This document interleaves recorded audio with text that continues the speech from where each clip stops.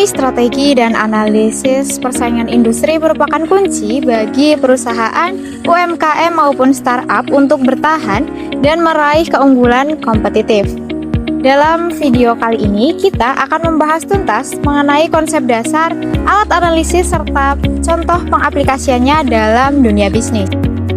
Oke, kali ini kita akan membahas terkait dengan pengertian dari strategi dan analisis. Nah, untuk strategi secara umum adalah serangkaian tindakan terencana yang dibuat untuk mencapai tujuan jangka panjang. Nah, dalam konteks bisnis, strategi berkaitan dengan bagaimana perusahaan akan bersaing, memposisikan dirinya di pasar, dan mengalokasikan sumber dayanya secara efektif. Oke, kemudian analisis. Analisis adalah proses pemeriksaan dan penguraian suatu subjek menjadi bagian-bagian yang lebih kecil untuk memahami strukturnya dan hubungan antar komponennya.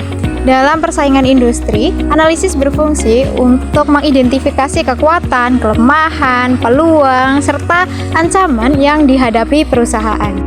Oke, yang kedua, kita akan membahas terkait strategi dalam persaingan industri, seperti yang dikemukakan oleh Michael Porter. Yang pertama ada strategi keunggulan biaya atau cost leadership, di mana perusahaan berupaya menjadi produsen dengan biaya terendah di industri. Kemudian yang kedua ada strategi diferensiasi, di mana perusahaan menawarkan produk atau layanan yang berbeda dari pesaing, sehingga menciptakan nilai tambah bagi pelanggan. Nah, untuk yang ketiga ada strategi fokus, di mana perusahaan akan berkonsentrasi pada segmen pasar tertentu, baik dengan keunggulan biaya atau fokus biaya maupun diferensiasi, fokus diferensiasi.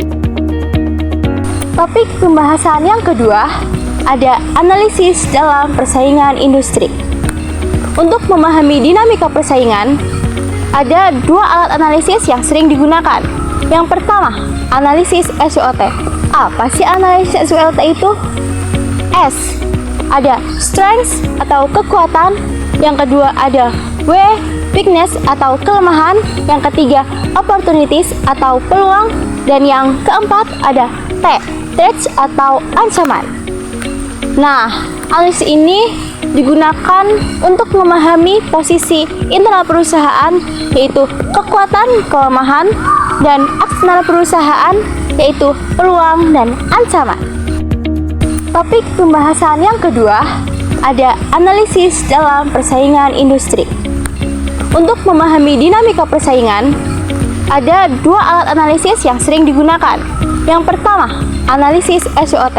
Apa sih analisis SWOT itu? S, ada strength atau kekuatan. Yang kedua ada W, weakness atau kelemahan. Yang ketiga, opportunities atau peluang. Dan yang keempat ada T, threats atau ancaman. Nah, analisis ini digunakan untuk memahami posisi internal perusahaan, yaitu kekuatan, kelemahan, dan eksternal perusahaan, yaitu peluang dan ancaman. Selanjutnya, alat analisis yang kedua ada analisis 5 kekuatan Porter. Apa saja sih analisis 5 kekuatan Porter itu? Yang pertama, ancaman pendatang baru. Yang kedua, kekuatan tawar-menawar pembeli. Yang ketiga, kekuatan tawar-menawar pemasok. Keempat, ancaman produk pengganti. Yang kelima, intensitas persaingan di antara pesaing.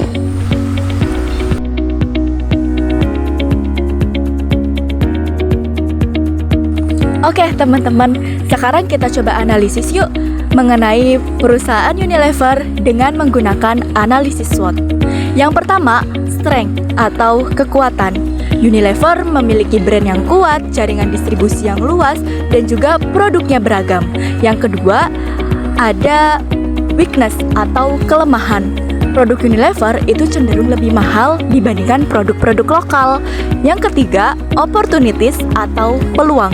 Saat ini, tren semakin peduli dengan kesehatan, sehingga lebih memilih untuk membeli produk yang aman, sehat, juga mendukung gaya hidup sehat. Contohnya, sikat gigi Pepsodent yang mengandung bahan alami.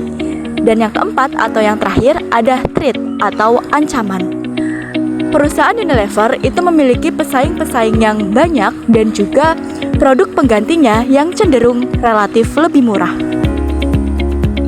Ya, selain analisis SWOT, kita juga bisa menganalisis persaingan industri dengan menggunakan model Fortis 5 Forces. Yang pertama, ancaman pendatang baru. Untuk masuk ke industri, barang konsumsi seperti sampo, sabun, maupun kecap itu perlu modal yang besar, teknologi juga harus mempunyai brand yang kuat. Jadi, untuk ancaman pendatang baru ini bagi Unilever itu cenderung relatif kecil. Yang kedua, ancaman produk pengganti. Ini justru lebih tinggi. Contohnya, sabun lokal yang harganya lebih murah dan juga kecap buatan UMKM. Konsumen bisa saja memilih produk-produk tersebut sebagai pengganti produk Unilever karena harganya yang relatif lebih murah. Yang ketiga, daya tawar pembeli. Ini sangat tinggi. Mengapa demikian? Karena konsumen sekarang mudah sekali berpindah merek. Misalnya, semisal harga Sunsilk lagi naik, maka konsumen langsung berpindah ke Pantene atau ke sampo merek lokal. Yang keempat, daya tawar pemasok. Unilever masih bergantung pada bahan baku impor. Karena itu, pemasok punya posisi yang kuat untuk menentukan harga. Oke, yang kelima, yang terakhir, persaingan antar pesaing. Wah, ini yang semakin ketat. Karena perusahaan Unilever bersaing dengan perusahaan-perusahaan besar lainnya seperti Wings Group, P&G, dan Kao. Contohnya, produk Rinso bersaing dengan So Clean, Attack, terus juga ada Sunsilk bersaing dengan Pantene, dan Pepsodent bersaing dengan Close Up. Persaingan ini membuat Unilever semakin terus berinovasi dan promosi agar tetap menjadi pilihan yang utama. Oke, mungkin itu studi kasus dari Unilever. Selanjutnya akan dilanjut studi kasus dari perusahaan Jaya Indah Casting. Selain PT Unilever, kita juga akan membahas contoh lain, seperti PT Jaya Indah Casting ini. Nah, PT ini sebuah perusahaan multinasional yang berfungsi sejak tahun 1995 di Kota Bekasi. PT ini juga bergerak dalam bidang pengecoran logam untuk membuat komponen kulkas, AC, dan pompa air. Analisis SWOT PT ini yaitu kekuatan atau strength. Nah, itu kapasitas produksi yang besar. Lokasinya juga dekat dengan pelanggan utamanya, yaitu PT Sanyo, dan sudah mempunyai standar mutu internasional. Dan ada lagi kelemahan atau weaknesses. Nah, ini sangat bergantung pada satu pelanggan besar dan angka reject.